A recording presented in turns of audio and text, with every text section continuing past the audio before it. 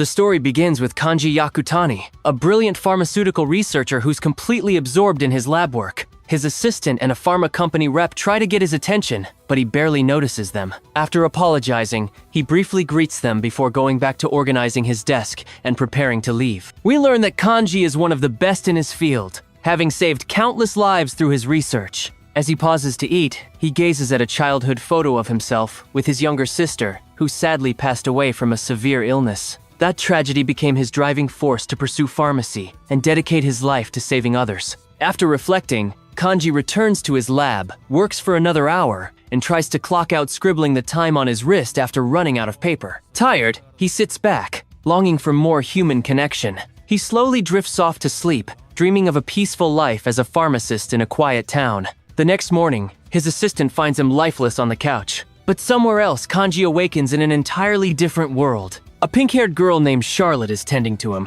calling him Young Falma. He feels a sharp headache and realizes he's been struck by lightning. Shocked by his new voice and appearance, he notices he's now in a palace and his name is Falma de Medicis. The name feels oddly familiar, like a pharmaceutical brand. Confused, Falma wonders if he's dreaming, or if these are memories of a past life. He starts to suspect he really did die from overwork. Charlotte, noticing his confusion, assumes he's suffering from memory loss. When Falma removes his bandages, they both see a strange glowing mark on his arm. Charlotte immediately begins praying, calling it a divine mark. Falma insists it's just a burn from the lightning, but soon he learns this world worships a god of medicine, and that this mark is no ordinary scar. Charlotte gives him a tour of the mansion, revealing that he's part of a noble family of royal pharmacists. His father, Bruno, is a high-ranking noble and head of the Imperial School of Pharmacy. His family includes his mother, Beatrice, younger sister, Blanche, and older brother, Paul. Charlotte tells Falma that his father has high expectations for both him and his brother,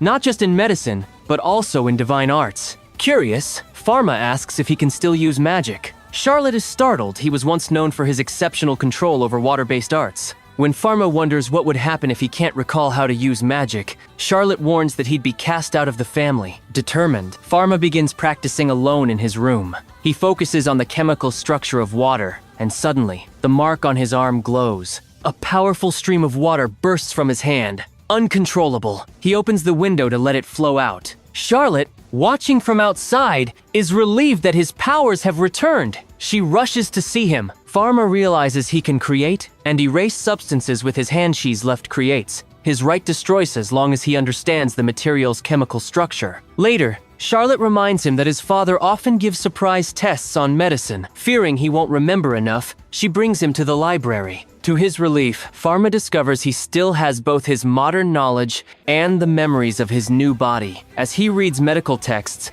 everything feels familiar. That night at dinner, Falma meets with his family. Everyone is relieved that he survived the lightning strike. His father asks him how the medicine he was treated with was prepared. Falma confidently responds, and Bruno is pleased he allows him to resume classes the next day. The next morning, Falma attends a lesson with Eleanor, his tutor. She scolds him for acting strange, but calms down after he explains his memory loss. She begins teaching him about elemental forces and divine spirits. Falma asks about an unusual one, the void, and Eleanor explains that no one has used it in over 300 years. Some believe it doesn't exist at all. When he asks about someone who could create anything from nothing, she says such a person would be feared, either worshipped as a god or seen as a monster. Eleanor then asks him to perform a basic water lance spell. Falma executes it effortlessly and far more powerfully than expected. Stunned, Eleanor fetches a wand to measure his magic level, but the moment he touches it, it shatters. She panics. The mark on his arm confirms it. He possesses divine-level magic.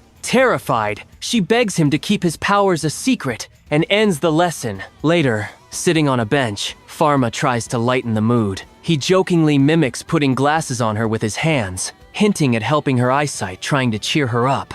As Falma imitates Eleanor's vision exercise, he suddenly realizes he can see people's injuries, almost like a medical scan. This terrifies Eleanor. Even more, Esh believes it's an ability tied to the god of medicine. Then, she notices something else. Falma casts no shadow. That's the final straw. Eleanor flees in panic, convinced she's in the presence of something divine or dangerous. The next day, Falma learns that Eleanor is sick and won't be teaching him for now. That's what his father claims, without mentioning her sudden disappearance. Bruno gives Falma a letter and a potion to deliver to her. When Falma examines the vial, he realizes it's just a basic nutritional drink. So, instead, he writes his own prescription using real, effective fever medicine. When he visits Eleanor, she greets him, wearing full armor. She's still terrified, thinking he might harm her for knowing his secret. Falma reassures her, explaining that he only brought medicine and the potion his father prepared. Eleanor, embarrassed that Bruno went through the trouble, suspects perhaps irrationally that the drink could be poisoned. Falma quickly denies it and insists that he wants to continue learning from her.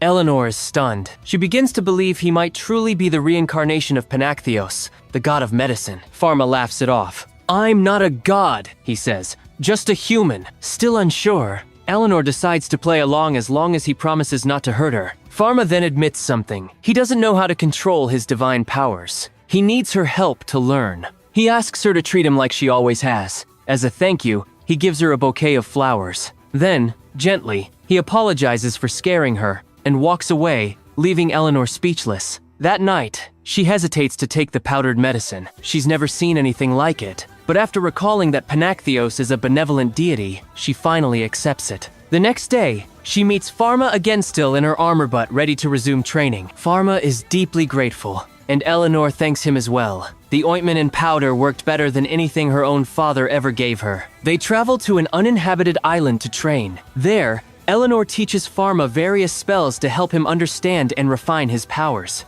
After days of training, they start to bond and get along much better. Back at the palace, Falma begins using his diagnostic vision to detect illnesses in those around him. He writes prescriptions and prepares treatments in secret. Still, he knows that such divine abilities could be seen as heresy and possibly get him executed. So, he resolves to act responsibly for the sake of those who need him. Later, he makes a healing ointment for Charlotte's hands using both herbs and magic. She's delighted and asks if she can share it with the other maids. Falma agrees and even offers to make custom medicine for each of them. Charlotte mentions that noble pharmacists rarely treat commoners, since they can't afford the medicine. Falma is upset. "That's not right," he says. "Medicine should never discriminate." Charlotte adds that he'd never examined her before, possibly due to his father's orders. Falma vows to help anyone in need. Charlotte smiles and predicts he'll become a great pharmacist. The next day, Falma hears that his little sister Blanche has caught chickenpox. He's ordered to stay away since she's already had the disease and is now immune. Bruno warns him that immunity isn't always permanent, which surprises Falma. This world's medical knowledge is more advanced than he expected. Bruno soon leaves for an emergency, but before he departs, Falma notices his father coughing.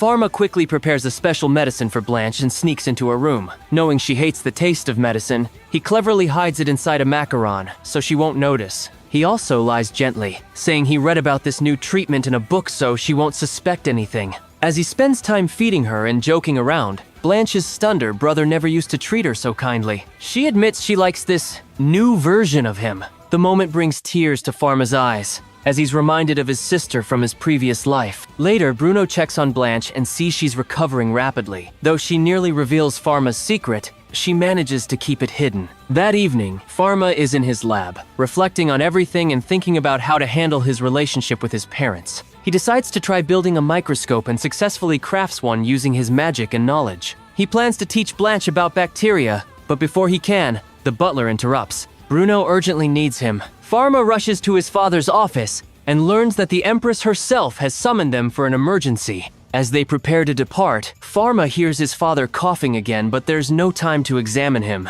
Falma and his father Bruno arrive at the chambers of Empress Elizabeth II, where they prepare to examine her condition. Watching Bruno at work, Falma discovers that in this world, magic is used to diagnose diseases. Together, they assess the Empress and determine she doesn't have long to live. Still, they begin treatment. Bruno prepares a potion, which Falma instantly identifies as just an analgesic, something to ease pain, not cure. When the nurse asks if the Empress is going to die, Bruno avoids the question and simply highlights how powerful the medicine is. But Falma knows better. Painkillers won't heal her. As talk of calling a priest begins, convinced the end is near, Falma's frustration boils over, and he takes action. Using his clinical vision, he diagnoses the illness, tuberculosis. also known as the White Plague. While analyzing the necessary medication, the Empress's son bursts in, crying and asking if his mother will survive. Moved by the scene, Falma steps forward and asks the Empress to let him treat her himself,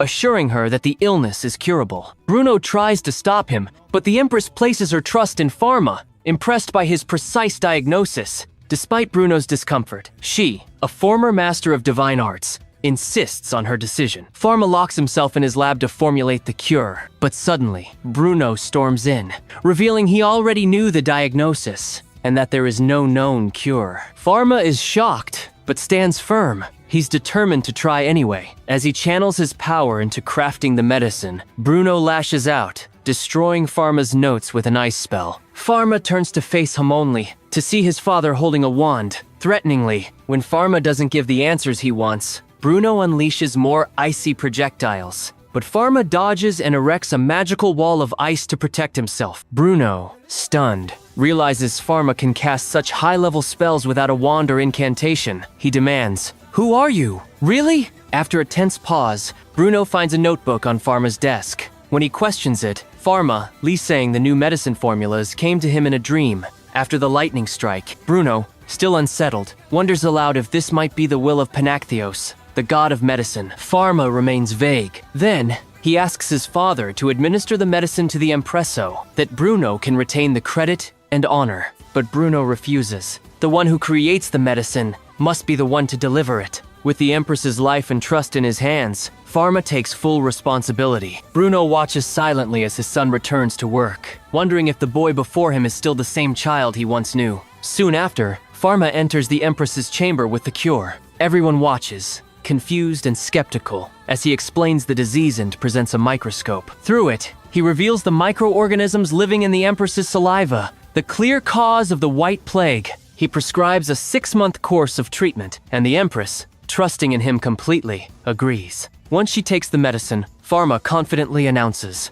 "The White Plague is no longer an incurable disease." The room falls silent then, overflows with admiration. On the way home, Bruno quietly reflects on the changes in his son. He still doesn't fully understand the transformation. Falma suggests Bruno take the medicine too. He hesitates, but accepts. Falma assures him, no matter his gifts, he still needs his father's guidance as the true medical authority. Months pass. Falma and Bruno continue refining the cure together. But Bruno warns him, even if what he's doing isn't heresy, others may see it that way. Still, he admits that no one in the pharmaceutical world could stop Falma now. Then, he shares a troubling rumor. The disease may have been intentionally released into the palace. Given how low the contagion rate is, it seems suspicious. On the day Falma is scheduled to meet the Empress again, a servant named Noah stops him. The Empress intends to reward him not just for saving her, but for treating others in the court as well. Falma surprises everyone by refusing money or land. He asks for something else, his own pharmacy, where he can offer medicine to nobles and commoners alike. Noah is a bit stunned, but relays the request. When Falma examines the Empress again, she's already showing signs of recovery, but he urges caution it's still early. The Empress then confides something heartbreaking. She had accepted death, she had given up, but Falma's words restored her will to live. Still, she's unsure if she can resume her duties. After all, she was prepared for euthanasia. Doesn't that make her weak? Falma reassures her. Your son, your people, they still need you. His words strike a chord. The Empress smiles and says, "You don't just heal bodies, you heal the soul." Falma gently adds, "You've experienced death, just like I have. Now let's both live this second life better than the first." Months later, the Empress summons Bruno to the palace to talk about his son. During a grand ceremony, Falma is officially named Royal Pharmacist Apprentice and receives a special emblem. Even more, he's granted permission to open a pharmacy in the capital city, a dream come true. When he returns home, he's shocked to find construction crews already waiting. They're eager to begin building his pharmacy and need the blueprint. Overwhelmed, Falma hesitates until Eleanor arrives sent by Bruno to help. She asks if he has a clear vision of what he wants. Falma replies that he'd like to visit other pharmacies first for inspiration. But one of the builders warns, "If we don't start now, we might lose our heads." Encouraged by Eleanor's support, Falma takes a deep breath and begins to sketch the blueprint of his dream pharmacy. As construction progresses, one of the workers compliments Falma on the precision of his blueprints. They inform him that he needs to choose a name for the pharmacy. Due to a slight misunderstanding, the name Pharmacy of Another World is selected. At first, Falma is a bit frustrated by it, but the others think it's a perfect fit. Eleanor comments that the real shock isn't the name, it's the fact that the Archduke's son is running a pharmacy, something unheard of. However, she warns him that he'll soon have to face the Pharmacist Guild. Right on cue, a man named Veron, a guild member, shows up. He praises the pharmacy's facade but makes sarcastic remarks about Pharma's young age. Veron jokes that maybe Pharma should be selling candy instead. Pharma, unfazed, replies that his pills are about the size of candy anyway. Veron laughs, impressed by the comeback, and asks if Pharma intends to join the guild. He mentions that they normally don't accept aristocrats, but he's willing to make an exception. Pharma politely declines, which infuriates Veron, especially after learning that Pharma plans to sell low-cost medicine. Eleanor steps in,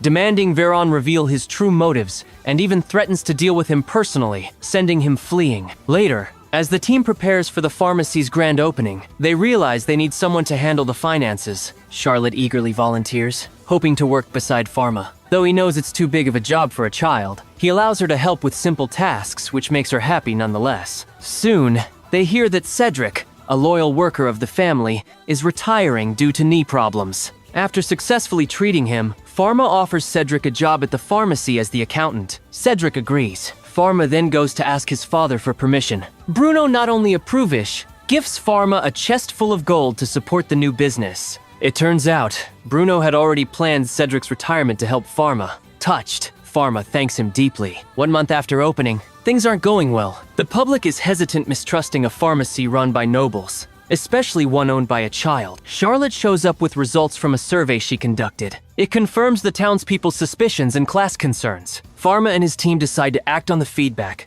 adjusting how they operate and improving the shop's atmosphere. The changes work. Soon, they earn their first loyal customer, an old man named Jim, who comes regularly to buy sailor candy. His visits lift the team's spirits. One day, Pharma sees Jim carrying a suspicious briefcase, but before he can investigate, he gets an unexpected surprise. His parents show up in disguise, visiting the pharmacy. Pharma recognizes them instantly and gives them a tour, which delights the couple. During their conversation, they discuss the public's concerns. Pharma's mother suggests creating cosmetics for the nobility, which could also appeal to the masses. Bruno adds that if he does this, he must avoid using white powder, since it's harmful to the skin, completely against the ethics of real medicine. Pharma is surprised that his father knows so much about it. He recalls from his past life that white powder containing mercury or lead was extremely toxic. Bruno scoffs at the idea that women would hurt themselves just to appear more beautiful. His comment earns a playful reaction from his wife until they're interrupted by a desperate client. They rush to a carriage,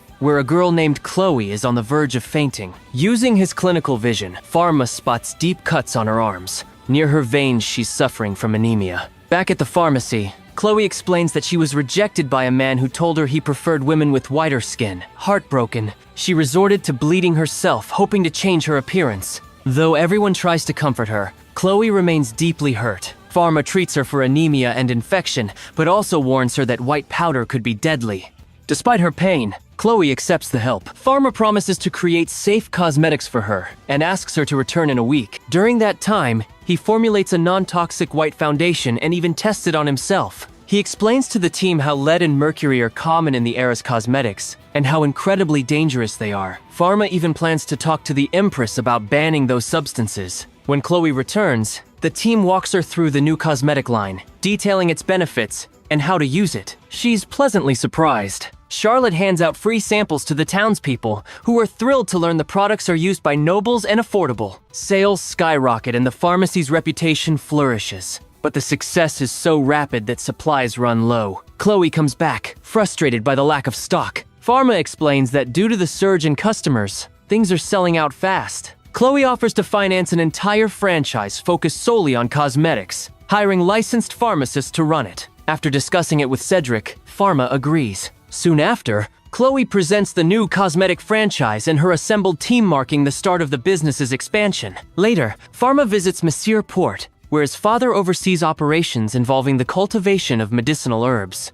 One day, Pharma joins Blanche, Charlotte, and Eleanor at the beach. But when he declines their invitation to swim, he's overwhelmed by memories of his late sister. Suddenly, Charlotte shouts, "Blanche has been swept away by a wave!" Without thinking, Falma dives into the sea. Channeling his powers, he disintegrates part of the ocean, rescuing Blanche and leaving everyone stunned. After confirming she's safe, Falma begins to worry about the sheer scale of his powers. That night, Charlotte tries to speak with him about the event, but Falma blames himself for frightening her. Instead, she reveals she wasn't scared, just amazed, and feels guilty for not being the one to save Blanche. Her words move Falma deeply, but their moment is cut short when a young orphan who witnessed the ocean incident reports it to the authorities. News spreads. A boy with no shadow disintegrated seawater. This triggers an immediate reaction from the Holy Church, which accuses Falma of heresy and orders his arrest. Meanwhile, unaware of the incoming danger, Falma reopens his pharmacy welcomed by a crowd of patients waiting for medicine. During the day, he spots two strange men in white robes entering and leaving without buying anything. Over lunch, Falma and his team discuss the strangers.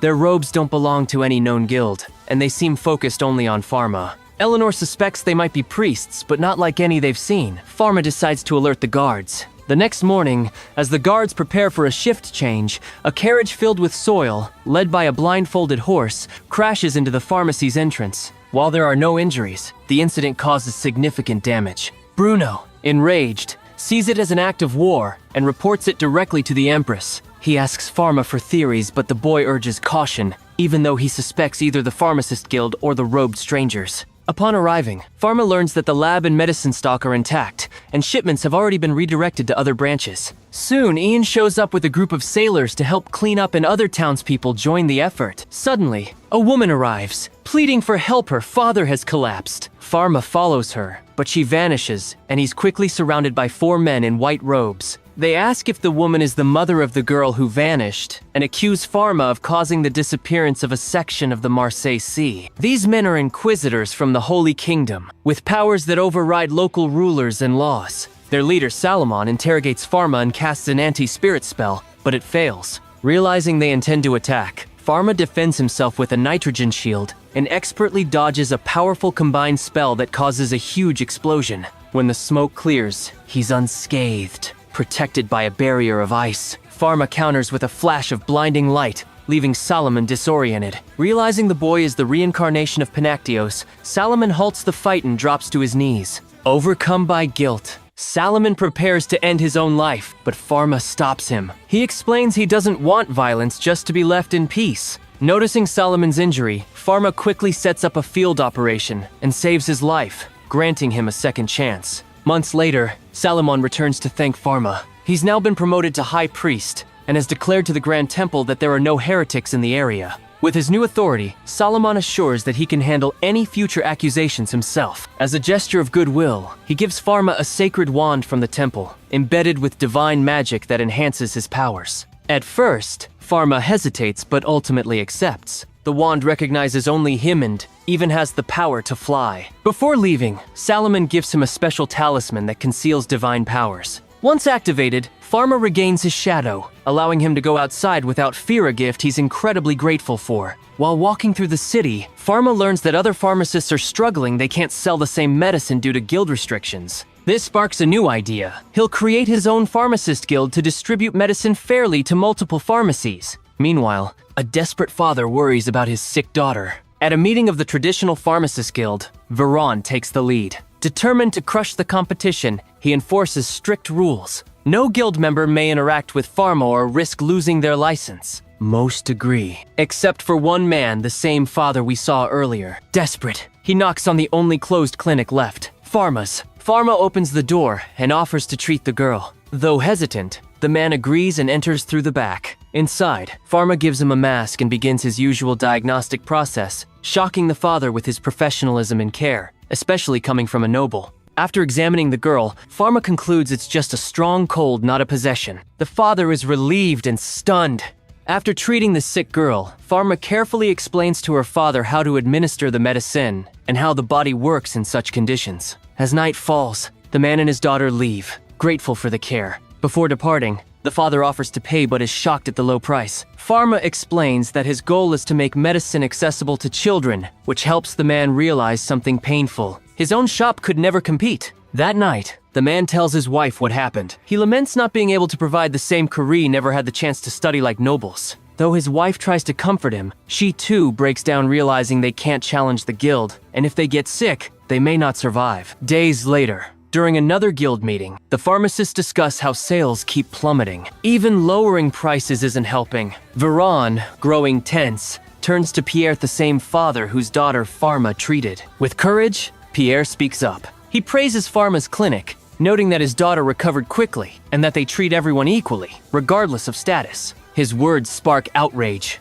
Veron shouts that this is a noble tactic to steal their livelihoods, revealing that when he lost his own son, no noble ever helped him. But Pierre stands firm. He argues that instead of fighting Falma, they should learn from him. His methods are more effective, more advanced. But those words come at a price. Pierre is expelled from the guild, and his shop is destroyed. Later, Falma finds Pierre standing with his family in front of their ruined pharmacy. Tearfully, Pierre confesses that, despite trying to convince the guild, he lost everything. He even considers leaving the country to start over. Hearing this, Falma shares some hopeful news. The Empress has approved the creation of a new pharmacist guild, and he invites Pierre to join. Overwhelmed, Pierre breaks down in tears of gratitude. Soon, Pierre opens his new pharmacy, fully stocked with modern medicine. Though nervous, his family encourages him on together. They launch the Amanecer Pharmacy. That night, Bruno has a troubling dream about a man named Camusa Genius, who was tortured for performing horrific experiments.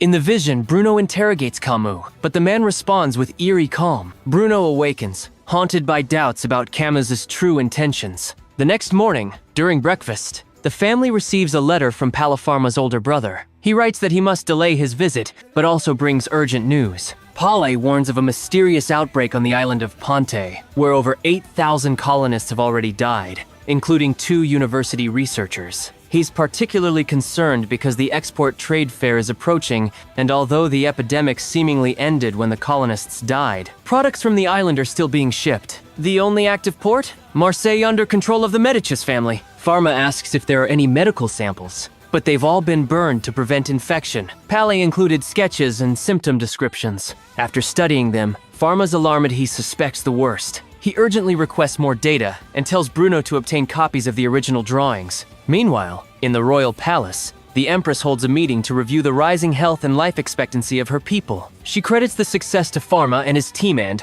plans to reward him soon. Back in the city, Falma's concern deepens. A new message from Pale includes a detailed drawing, confirming Falma's fears. The outbreak is none other than the bubonic plague-one of the deadliest diseases in history. Falma immediately begins forming a containment plan to prevent its spread. He instructs his allies to head to the port to isolate and treat any infected passengers or goods. Then, he meets with Bruno to coordinate their next steps. Bruno confirms his diagnosis. It's the plague. The cargo from Ponte is already en route by sea and land. If the capital gets infected, it would mean the fall of the entire empire. Bruno adds that they don't have a way to fight the plague, but Falma disagrees. He's already developed a cure, and every affiliated pharmacy has been stocked with it. Their main mission now is to stop the infection from spreading. Together, they rush to the palace and inform the Empress. She immediately grants emergency authority to carry out any necessary safety measures, declaring her complete trust in both Falma and Bruno. Later, at one of the city's checkpoints, Falma monitors Pierre's team. They volunteered to treat everyone for free. Falma notes, if the bacteria infects the lungs, it becomes airborne. So it's critical to catch cases early and avoid any contact. After ensuring the checkpoint is secure, Falma leaves the city in Pierre's care. Meanwhile, ministers update the Empress. Everything is proceeding as planned. Salomon, now High Priest, has even sent divine arts practitioners to reinforce healing patrols. Satisfied with their progress, the Empress declares the trade fair will proceed, trusting that the kingdom's safety and reputation are in good hands. That same evening, Falma bids farewell to his companions and departs from Marseille, with Eleanor by his side. Upon arriving in Marseille, Falma and Eleanor prepare to inspect incoming ships ahead of the trade fair. After receiving a report of suspected infections, the team, now wearing protective gear, heads straight to the quarantined vessels. On the first ship, they're met with an impatient captain, but Falma remains calm. They thoroughly inspect both the cargo and crew. Fortunately, no signs of plague are found. However, Falma prescribes treatments for scurvy affecting several sailors, then moves on. But tensions rise on the docks.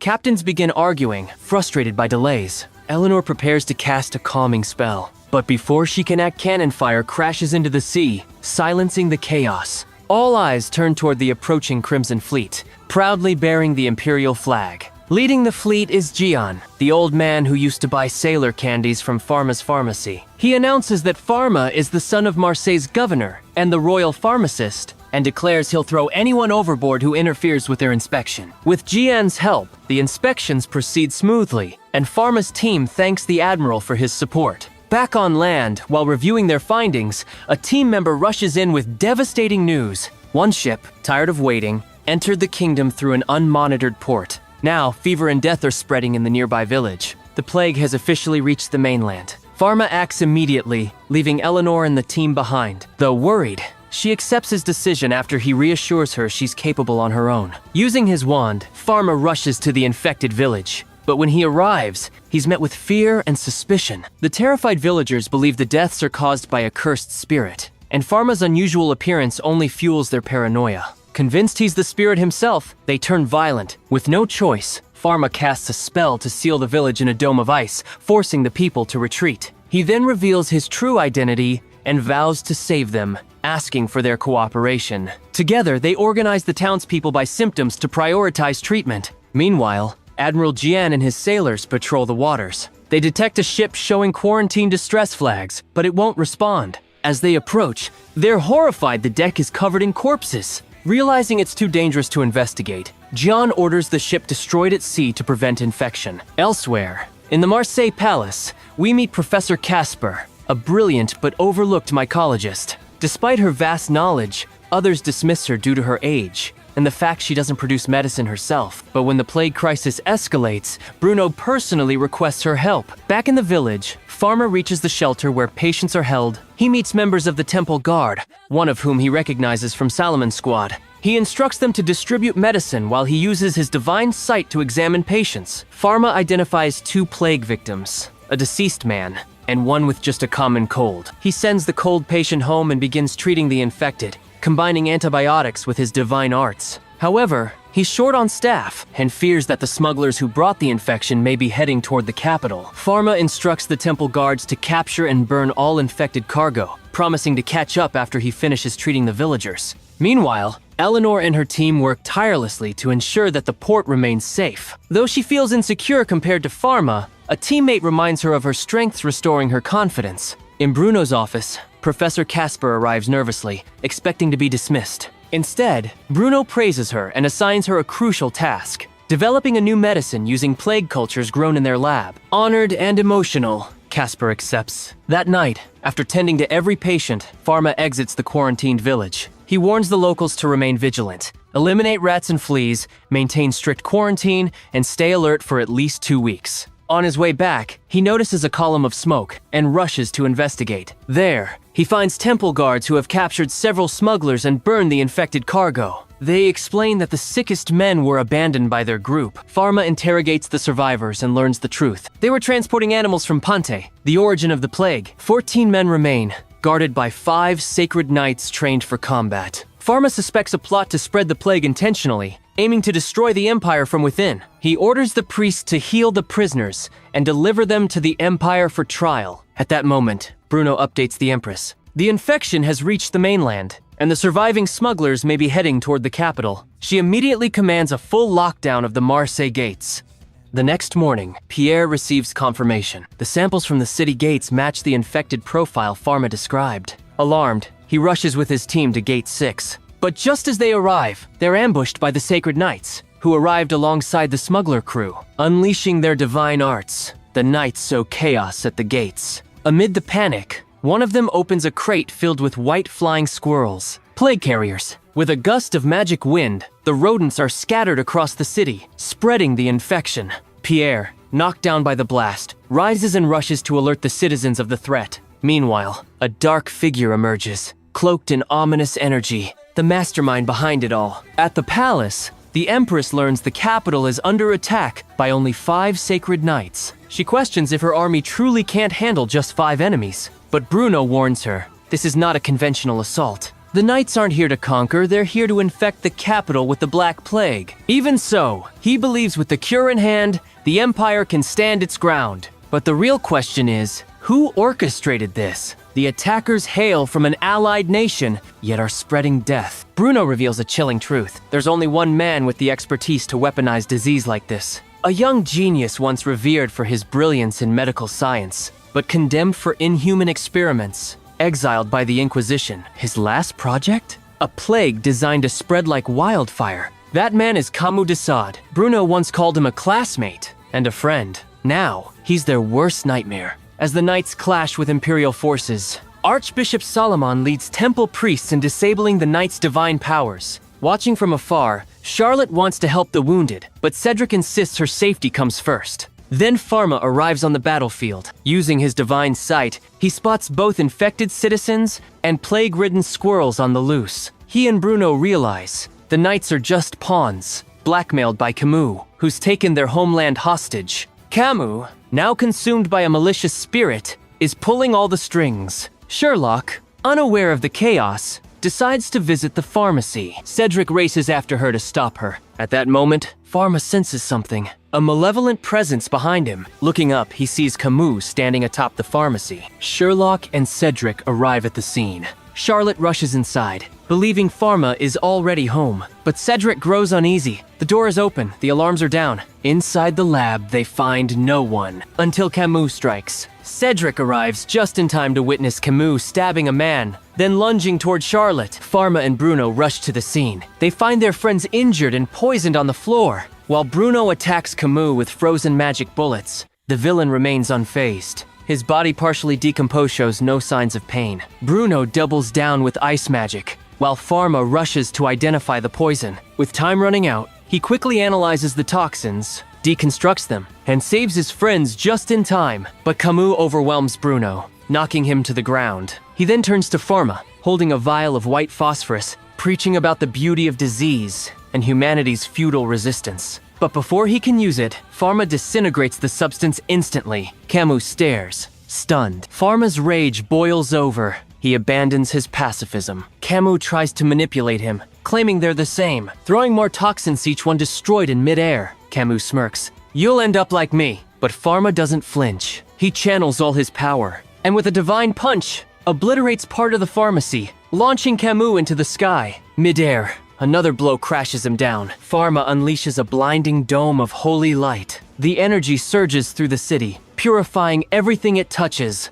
and erasing the plague. Camus is gone, his evil extinguished. Bruno, Cedric, and Charlotte emerge from the ruins completely healed. With the enemy defeated, Falma joins forces with the Empire and its allies. Together, they vow to continue fighting against plagues and develop even better medicine through global collaboration. 2 months later, the Empress officially announces the plague is over. The trade fair resumes, and Falma's pharmacy reopens to the public. A new era of hope begins. And as always, thank you to everyone who supported this series. Drop the word below to let us know you finished the video, and we'll see you next time.